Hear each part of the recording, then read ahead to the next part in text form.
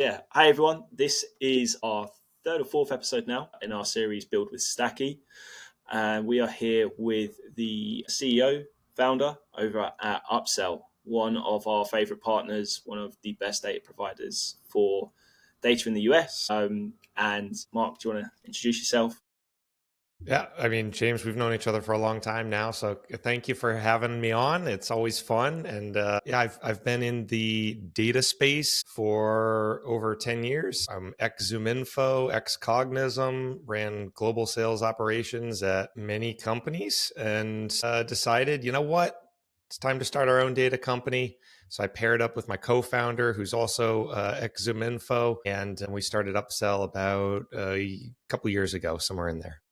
Yeah, nice. And like, obviously, just your background being from two of the biggest, I guess, data providers that most people who probably watch this will know. I'm sure we'll get into some like really good insight into where data's found, how you differ. Me and you share a lot of views on how to set up lists, how to support your SDRs, and how to do good outbound. But you're typically working with sort of VPs of sales who are running, outbound motions, who have sort of in that enterprise space in the States. That's sort of your main ICP? That's the people that what we're going to, I guess, walk through today and build a little bit of. That's who we've got in mind, right?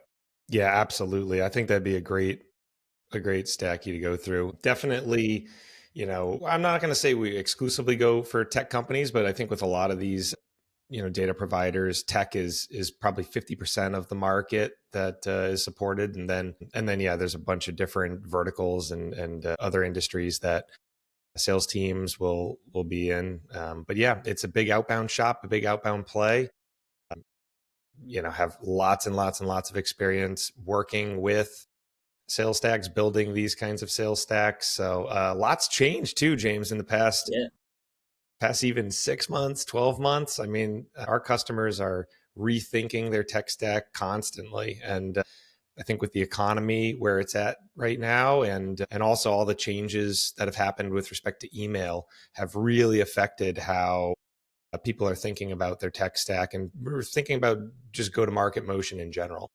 Yeah, yeah, absolutely. And I think one of the things that with that, those changes around email and all that sort of stuff, I've seen a lot of change back towards cold calling, and people want to cold call. They recognize now that you can't.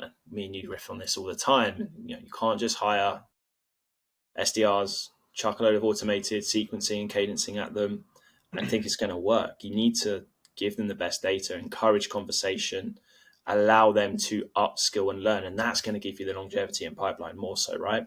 And I know you work obviously closely with a lot of the dialers, so it goes hand in hand with what you're doing. Yeah, totally. Cold calling. I always say cold calling is the last resort that I want to be doing, but it's what we should be doing in the free time. You can imagine I want a warm call before that. I want some sort of a referral before that. So Mm. there's a lot of ways to get into an organization and crack into a target account from an outbound perspective, rather than reaching out completely blind to ICPs. And I think a lot of people, it's been difficult to do that in the past, and it's a struggle for a lot of folks to figure out, hey, how can I actually get a warm introduction into this account, or what piece of intelligence should I be leveraging here, or what's really going to resonate with these buyers. Obviously, some of the AI changes has made it a little easier with respect to that, but yeah, there's a lot of different solutions that even Upsell offers, where we're Yeah, helping our customers with that in particular. yeah, exactly. Right. Well, before we get into too much detail, then let's go through sort of your typical, I guess, the typical setup that your customers are using. I know yourself as well. Is it fair to say that Salesforce is still like the dominant CRM in the States with the VPs and stuff that you're working with? I mean, you're definitely either Salesforce or HubSpot for sure. Yeah, absolutely. We'll go with the Salesforce example this week then. Is there? Do you think Salesforce is still so widely used because it was one of the first of its kind? It did so well and it's got that market share, or do you think it's like with Agent Force and other things it's bringing in now, do you think it's still like the best? I if you asked me that question, 10 years ago, 8 years ago, somewhere in there, I would have said, yeah, for sure, hands down. I'm personally a big fan of HubSpot. I mean, we've been leveraging HubSpot now for a while, and it's really user friendly. It's a great solution. We have a lot of customers that will start out on HubSpot and are actually in the process right now of like, okay, is it time to migrate to Salesforce or not? These are, Series B companies. So, they get through the seed round, the Series A, they're into the Series B, and they're thinking about, is it time to migrate? And HubSpot's retaining, I would say, the majority of those that at least our customers that we're talking to, which is really interesting. I think the functionality is getting to a point where they're keeping up, and they're able to keep those more mature organizations on a HubSpot longer rather than switching over to Salesforce. So it's interesting. It's definitely catching up, and it's definitely like, yeah, like you say, retaining customers for a lot longer, whereas you used to always see people move over. But let's say VP of sales with Salesforce, got a large team in the enterprise space. Could take a wild guess here, but what's the best data source or the best mobile data source that you'd recommend they go with in the States? I'm going to be biased there, James. I think with respect to any data providers, we're big proponents of a multi-vendor enrichment model. So we're built to be able to support multiple data providers, not just our data. We offer our data for sure. We can, enrich records as they hit CRM, and they're going to be, we believe that we have the best mobile phone database for the States in particular. But I would always suggest to any customer having 2 data providers is better than 1. And with our model and our motion, it's affordable. It's actually economical. So yeah, my plug is, if you want to hear more, just let me know. Yeah. Talk to James. He'll put you in contact with him. Go to Stakki, hit more info, talk to Exactly. me. I'll put you in touch. But break that down for me a little bit further. So me and you both agree, multiple data providers is normally like the best play, especially like these days. Mobiles are so essential. You want to be able to cover and give your team support. When most people hear that, they'll probably think we're talking about maybe some sort of like waterfall enrichment type solution, but that's not what Upcell is. So just walk us through. I'm an SDR leader. I want to get my team an Upcell. I'd like them to also maybe have access to like a secondary like Zoom Info or Cognizant or Casper or something else. Yep. Why does like your tool help enable that and help keep the costs down, so I don't have to buy every single person 3 or 4 different licenses? Yeah, exactly. And we see that so often. There's really one of 2 motions. There's a supplemental approach or a regionalized approach toward data providers. And yeah, a regionalized approach is pretty easy to understand. We'll buy Cognizant in EMEA, and we'll buy Zoom Info in the States, for instance, right? And that's all well and good, except, you still have one point of failure, right? So I export the record via my primary provider, and it's either wrong or they don't have it. That's it. You're up a creek, right? That's all you've got, which is why a dual data vendor solution is really much, much more beneficial. You're going to maximize coverage and correctness. And then there's a supplemental approach, which is, I always say, it's rooted in the right behavior and the right thought, although really like not the best approach. So this is when you see, 4 Chrome extensions over on the side, and you're actually leveraging the primary one 80% of the time, and then you're using the other 3 or whatever you have, maybe 20% down from there, right? Very costly way to go about trying to maximize data coverage. Also broken from a workflow perspective. You can think about how people prospect on that. We'll go to the first primary provider, we'll export the record into CRM. Let's say we actually get it into the SEP and we dial that number and it's wrong. Right? Is that rep then going back out to LinkedIn, re-exporting that record via the second provider? Like, they're not doing that, you know? So the Yeah. only time that they're actually leveraging those supplemental providers is when the primary provider doesn't have a phone number on that record. So you're, again, that's where like this concept of waterfall enrichment is really built around, is maximizing coverage, not necessarily maximizing for correctness. And that's, I think, the big difference between Upsell and like a waterfall provider. And you've got some, some great waterfall providers there where filling additional mobiles from multiple providers or additional phones into one field, uh, okay, but again, not the ideal state. Really, what I want and what our customers like is, I want to choose a couple data providers that we know the call to connect rate is very, very high on, because we've done evals on, and we always put ourselves in there as the leader from that perspective. Obviously, we're a very small company and we're unknown, but we've been in the space a long time. We spent a heck of a long time building an insanely accurate mobile phone database in particular. Export that record, and then when it gets into CRM, you enrich it. You buy the enrichment solution of whatever supplemental provider you're looking for. You map that field. Let's say you're looking for another phone number. Let's say you use, ZI or something like that. You map that phone field to a different field, and when it hits CRM, now it's instantaneously enriched, and you've got the upsell mobile in our field and the ZI phone number in another field. And that's the best scenario, because by the time that you're getting into that SEP, you've got two phone numbers ready to rock from the two designated data providers that the organization knows delivers and knows has high call to connect rates. And you also cut costs down, because you don't need to buy 4 licenses across every single sales rep. That's where you save the money, is you standardize on Upsell's exporting capability. It's a very inexpensive license, as you can see. You can export records till you're blue in the face, and then you're just enriching the records when they hit CRM. Exactly right. And so, just like to summarize there, instead of using a waterfall enrichment tool like maybe Better Contacts, great one, Full Enrich, pretty good as well, where they're going to go through a load of different providers.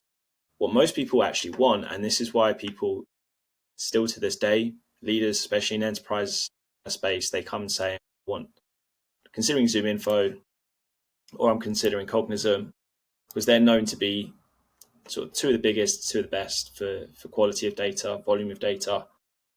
So what your tool is allowing people to do is get multiple providers, Upsell being a great one for accuracy in the US data, also good for the UK as well.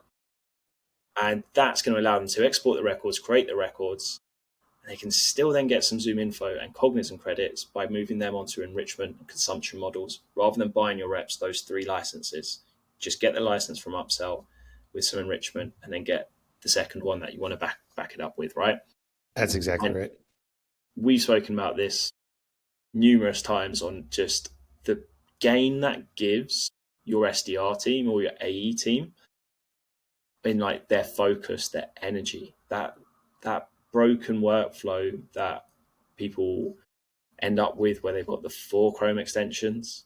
You just remove that and you just got the one, but they've still got the best data at their fingertips. And you can, one of the things I really like with Upsell is that model where you've also got the AE can just a couple taps of buttons, they can find records, create the contacts, and it can go straight into the workflow or straight into the list of the SDR with a note. And that just happens so nice and smooth.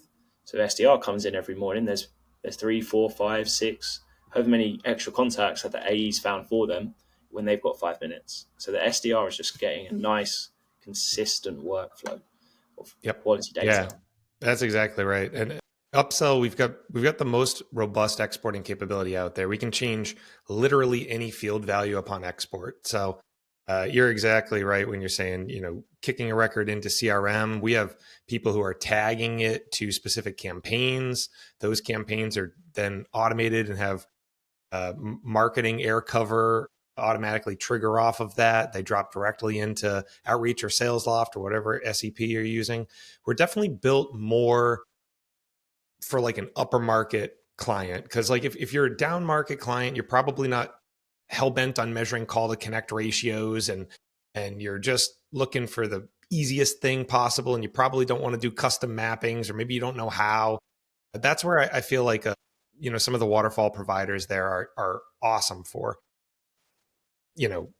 We're just going to map everything to the phone field, and it doesn't matter to them the quality of the data providers that are in that waterfall, right? You're not going to see ZI in that waterfall. You're probably not going to see Cognism in that waterfall, right? You won't see Upsell in that waterfall. So I think when you start to talk about the highest quality data providers out there, they're not looking at data quite the same way as some of the people that are more thinking about commoditized data assets out there. So we believe our data asset customers typically see a 4 to 6x increase in call to connect rate when switching over to upsell data. So it's a big difference.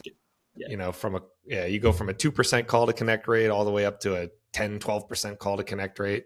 That has a dramatic impact when you're making lots of dials, when you're actually going out there. But if it's an SMB clientele, that I think those waterfall solutions are awesome. You're going to at least be able to leverage multiple data providers rather than just buying one, and that's great in and of itself. Yeah, exactly. And so in this case, sort of maybe you could still go with upsell. SMB, you maybe go with one of the waterfall options to support it. But if we're talking enterprise, definitely like you can afford to maybe stick like Cognism or Zoom Info in there as your secondary upsell, allowing you to do that in such a way that they keep the cost down and keep your team focused.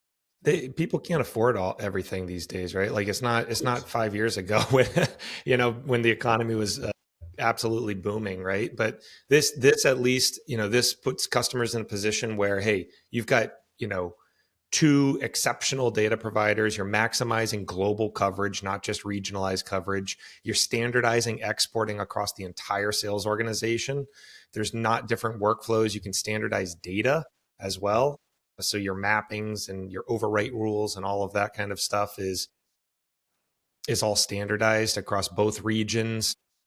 And then, you can start to share some best practices around, what kind of workflows do you want to do? What plays make sense? You talked about adding context to a record or taking note on it. That's a favorite from our customers, where AEs are prospecting and they want to jot down a quick note. It's like, I met this guy at a trade show.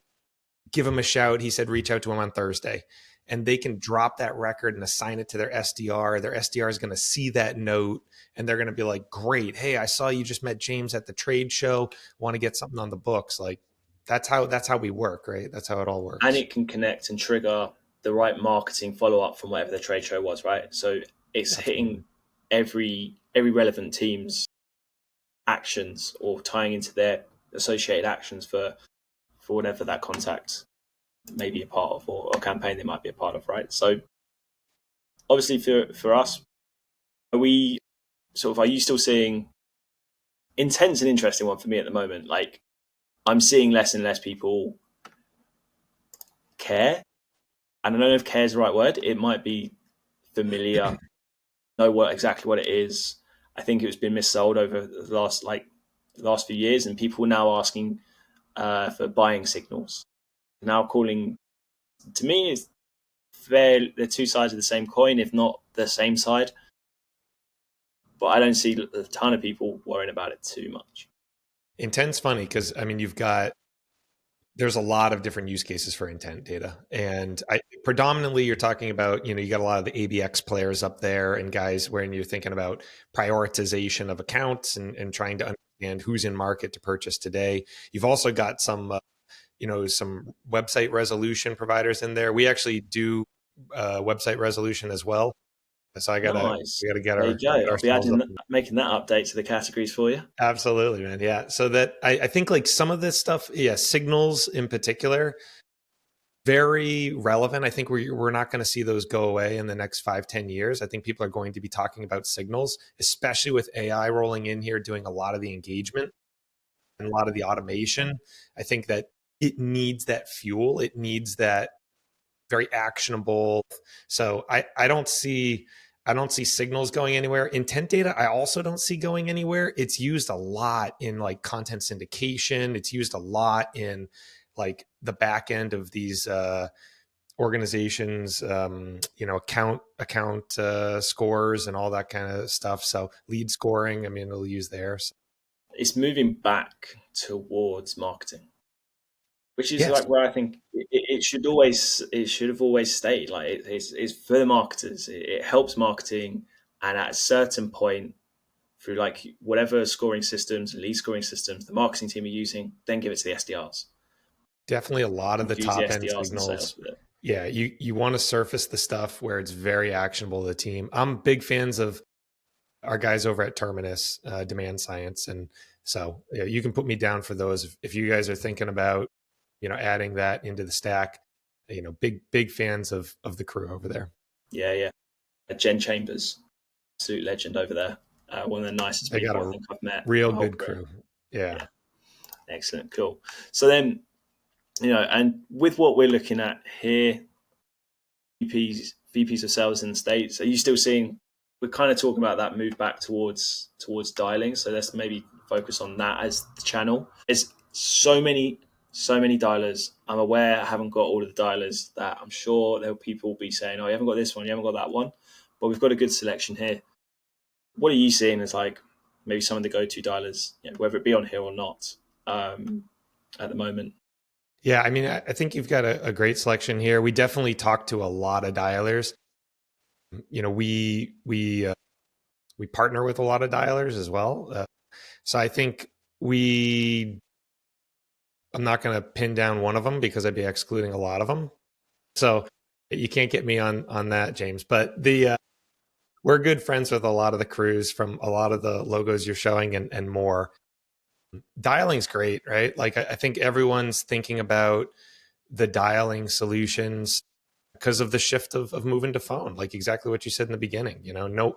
Not many people are seeing the results that they had seen via email and through the engagement solutions that they had previously. And because of that, they got a lot of time to reach out to folks still. And it's like, well, pick up the phone. It was never broken. It never went anywhere. It still was working back then. It was just, I think a lot of people became very reliant on selling emails or sending emails and sending LinkedIn messages as well. Those are still delivering, I think. But phone has really, really, really skyrocketed. You can see, I mean, all these guys, there's, I don't know Connect and Sell's been around for more than 5 years. A lot of these guys not though, they're young companies, right? Absolutely, Young yeah. organizations in general. So Yeah, and like the one thing that I think the noticeable thing we've seen with dialers, like I said, Connect and Sell's been around for a long time, and but now we have these other power dialers or parallel dialers. So you've got Orum's been around for a long time as well, but you've also got Nooks, Salesfinity.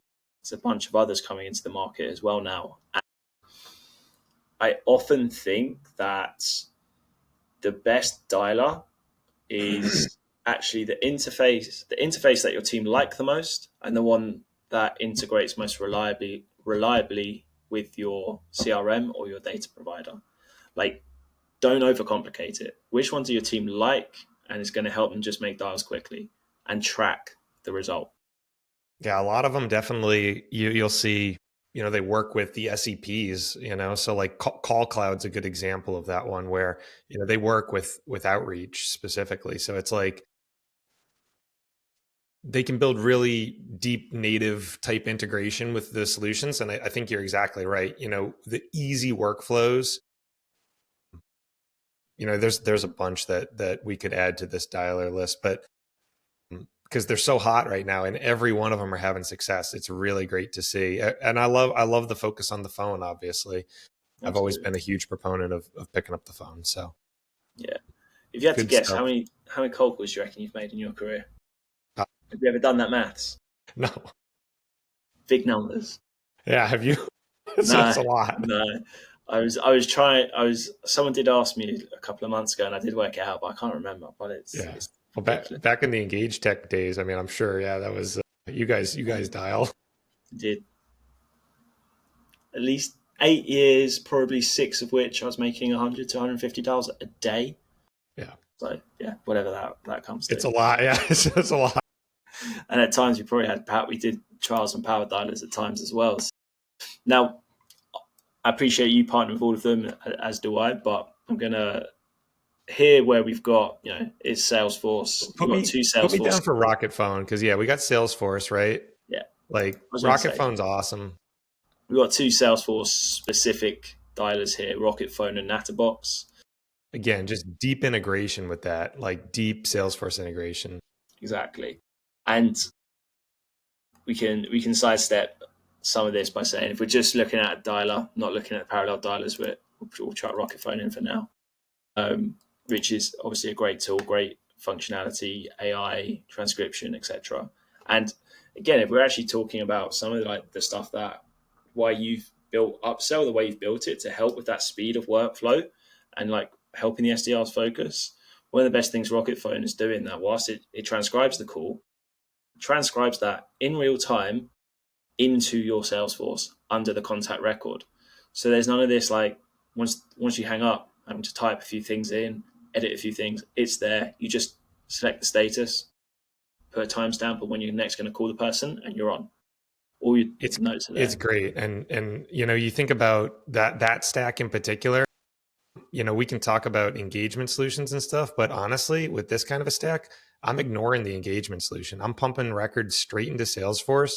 They're getting dropped directly into Rocket Phone, and we're off to the races. Like I don't need anything else. I'll do air cover with some sort of, HubSpot or Marketo or something like that to provide, emails, but I'll take that off of the rep's plate on this scenario. Yeah. And we see a lot of stacks like that, James. A lot of people are dropping their sales engagement platform, giving email back to marketing and just going back to the phone and taking notes and working accounts.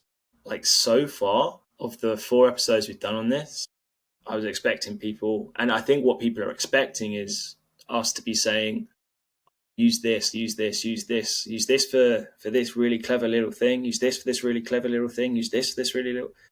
And actually, by the time we finish the conversation, we're pretty much here with a CRM, 2 to 3 really good data options, and a solid dialer. There's obviously then a few tweaks. Some people might have a little bit of LinkedIn automation to support. In this case, we've actually got like a good ABM and intent solution on there, which I did tell Jen I need to adjust the logo from Terminus to the demand science, but we're doing that soon. But this is your reliable, solid stack that favors consistent calling effort, note taking, and follow up. And you can create this at scale. Once the thing that I like and what I focus on is upskilling your reps. It gives you back more time, more calls to coach, not confusing them, and actually just spending most of your time coaching them on the 5 different integrations that they're meant to manage. You've always been huge on the soft skills, and I couldn't agree more. We get into this state where we got to, the people cold calling are the new reps, the reps that have never been taught about cold calling. And if we can get back to the basics and get back to we have logos up there, get back to the basics all the time. And it's about picking up the phone. It's about doing sales activities. And, what we've done for the past 10 years might not have been sales activities. It might have been some Frankenstein GTM effort that, given good economical times worked. And I think we're in a different state now. So I like the stack a lot. And obviously using Stakki is so easy and quick to just be able to synopsize exactly what I've got across my squad. This looks good. You could then take that and you can do an exec presentation with that to your CEO. If you're a CRO or whatever, and you're saying, hey, this is what we're actually going to outline. This is what we're going to move forward with. This is how much it'll cost, that kind of thing. It's great. Exactly. And that's our goal, man. And lovely way to finish it. Pleasure talking to you, Mark. As always, grateful for you sharing your data insights and everything you've learned over your career with any viewers. Yeah. Catch up with you soon, mate. Thanks, James. Appreciate you having me. Always a pleasure, man. Excellent.